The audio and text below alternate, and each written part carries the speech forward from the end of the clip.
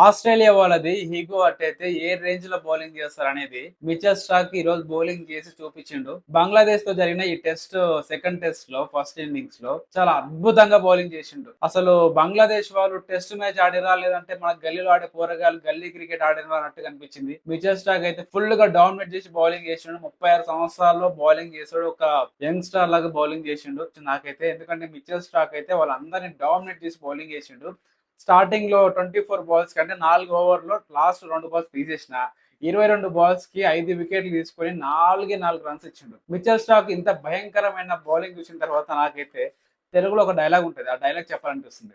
గాయపడిన సింహం నుంచి వచ్చే శ్వాస గర్జన కన్నా భయంకరంగా ఉంటది అనేది మన మిచెల్ స్టార్క్ కి పర్ఫెక్ట్ గా సెట్ అయిపోతుంది.